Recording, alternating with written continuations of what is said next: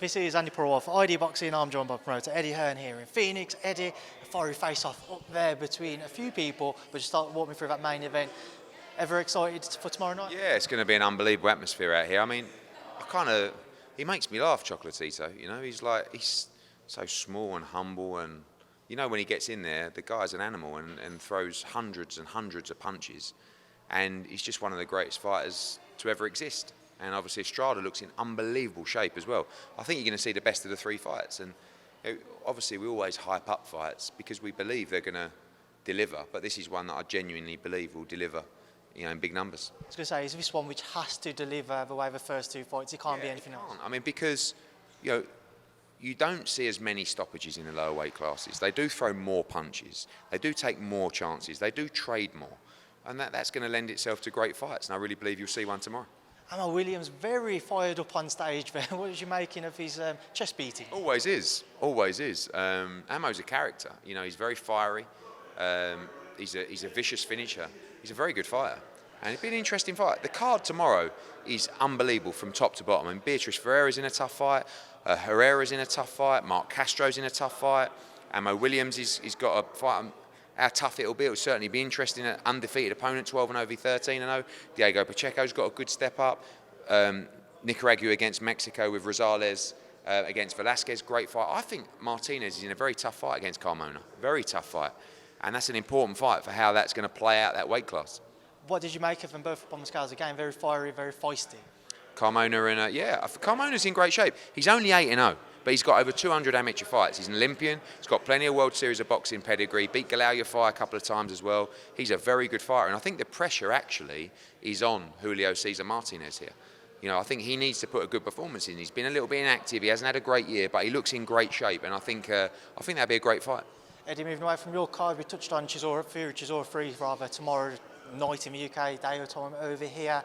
Came in at 260.7, only slightly lighter than the first fight of that trilogy, and also close to a career heaviest. Your thoughts, does that just kind of tee up for? I don't think it makes any difference at all. I mean, you could have a big lunch, you could have a big breakfast, you could stick on a couple of pounds. I mean, Chisora's Chisora.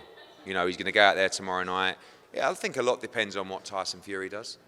You know, I think if Tyson Fury wants to give people a banger, then Chisora's going to love that, but I don't think he's going to. I think he's going to move around. I think he's going to pepper him. And, you know, Derek's got to try and cut him off. Excuse me. Close the distance and land on him. But I don't think Fury's going to really want to engage that much. And I don't know. I think he might try and keep it friendly, but that's really the last thing that Derek wants.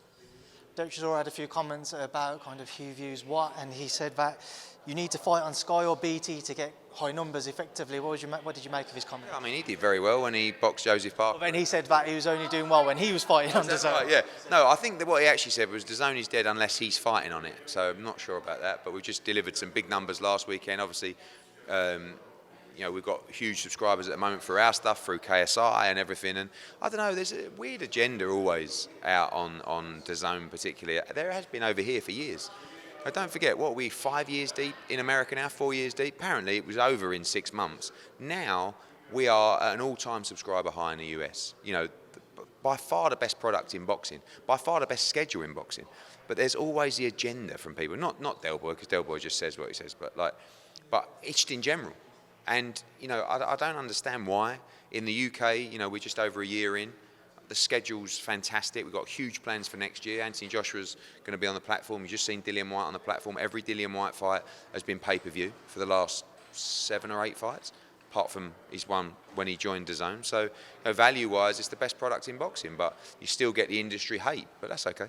I think people are keen to know what numbers are being produced on DAZN here. Now, I know that's not your choice and decision to make, but have conversations taken place so that people can become more aware as to how well DAZN's doing? Who wants to be more aware? You. I mean, like, really, the industry that will want to, you know, you end up getting criticised for pay-per-view numbers. Then you give the pay-per-view numbers, which are far different to what's been reported. Then apparently it's not true. Do you know what I mean? So all I can tell you is the numbers in America are fantastic, all-time high. The numbers in UK are very, very good, well ahead of schedule. And we've had, look, the disappointment of the Conor Benn Chris Eubank fight was a huge blow to us and Dazn. Of course it was. But we start the new year with a massive schedule. You're going to see AJ returning. Dillian Whyte will be back in a big fight. Taylor-Serrano, hopefully, at Croke Park. Lee Wood, Josh Warrington. You know, some big fights. Callum Smith in a big fight. Love to do it against Buatsi. So I don't see... I look at other stuff, Andy. And I don't want to name... And I just look at the fights, the card, the productions. And I think if I did that, I would get fucking crucified, honestly. Like, some of it is such low-level stuff. But consistently, week in, week out, look at what we're doing. But that's what happens when you get to the top. What do you make of people who critique you for kind of maybe spreading yourself thin at times in terms of the cards? Because you have so many shows on, you're trying to keep... But we never spread ourselves thin. I mean, last week we did Dillian Whyte against Jermaine Franklin, right? Every fight with Dillian's been on pay-per-view. All of a sudden, it's not. It's part of your monthly subscription. Fabio Wardley against Nathan Gorman. You know, Sandy Ryan in a big fight. I know we lost Richards Bolotniks. This week we're doing Chocolatito v Estrada 3, okay? With Julio Cesar Martinez against Carmona. Velasquez against Rosales. Great card. 2 weeks before we were in Abu Dhabi doing Bivol against Ramirez, with McCaskill against Cameron, and Rakimov against... Like, how's that spreading yourself thin? I think people just make things up in their head. Just look at the cards, right? I watched the Sky Show from Alexandra Palace. Mate, if I put that show on, I would be absolutely crucified. Crucified. But that's not a comparison, is it? It's just our comparison is much different. So there's no spreading thin. What we're doing is we're putting a global schedule together because we're a global business and we're doing something that's never been done before. But, you know, when you just go for the last 6 months, you know, and you go coming off the back of Taylor-Serrano, Canelo Bivol, Canelo Triple G, AJ against Usyk, Dillian Whyte against Franklin, Chocolatito Estrada, Bivol against Ramirez, going to Mexico, going to Brisbane, going to Italy, going to Spain. Like, no one's doing that. And, you know, I feel like we never really get the credit. I'm not begging for it. It's nice sometimes. But just compare other fights, other shows, other production, other cards. It's not, they're not in the same league or level. Moving away from that talk, Dimitri Bivol's reaffirmed he'd be open to facing Canelo at 168. Yeah. That's what Eddie Reynoso said to me yesterday. I mean, I said to Eddie, look, what we're going to do, John Ryder is obviously the ultimate plan for us, and then Dimitri Bivol. Eddie says about giving Dimitri the opportunity to win the 168 undisputed. But I know that Canelo will also feel like, I want to beat him at 175. So we'll have to see. But Dimitri Bivol is about belts. He's about legacy. So I think that we need to make sure that we give him the opportunity to achieve that. Artur Beterbiev is obviously a part of the plan to be undisputed at 175. But there is a chance that Dimitri Bivol could fight for 2 undisputed championships this year. So we shall see. Did the rematch clause have a weight clause in it? No. And the rematch clause, still we have to agree a number of terms on that anyway. So, but obviously, look, Dimitri Bivol's a matchroom fighter. Canelo Alvarez we work with all the time. He wants us to put his plan together for his next 2 fights. We'll try and find a way. Jermall Charlo calling out Dimitri Bivol. What did you make of that? Oh, weird. When was the last time he boxed? I mean, it was like 15 months ago or something like that. And he's not in training.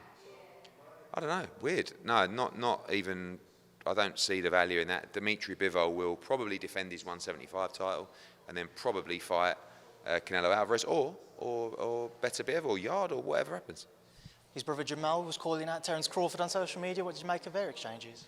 I mean, again, yeah, I don't know. I mean, just can't see these fights coming together, really. You got, if the rumours are true and Crawford is really making 10 million to fight Avanesian, how's he going to fight Charlo? Because there's just all the fighters just say, I want 10, I want 15, and it's just never going to get done. 2 more quick ones from me. Taylor-Serrano seems to be edging ever closer. Can you update us, Eddie? Yeah, we're talking to MVP. It's not done yet, but it's a big opportunity for Amanda Serrano because obviously we've got Erica Cruz Hernandez. That fight was ordered. We would do with MVP a 2-fight deal to give Amanda the opportunity to fight for undisputed at featherweight and then move up and fight Katie at undisputed. So it would be Katie's next fight, but there is a very good chance that early in the year Amanda Serrano will fight Cruz for the undisputed at 126 and then in May fight Katie Taylor for the undisputed at 135 at Croke Park, and that would be an event that would just go down as one of the greatest in sport in history. Finally, we saw Alicia Baumgardner here today. Baumgardner, Choi, what's the latest? A little surprised that maybe Choi hasn't been a bit more vocal about what could be at stake. She's, you know, look, she's a big star in career, and I think obviously she's just boxed. We'd like to do that fight as soon as possible in the new year, and there is a chance that could go on our big Middle East card in March, but we shall see. And for Alicia, you know, she just wants to become undisputed. It is always a pleasure. Thank you. Cheers, thank you.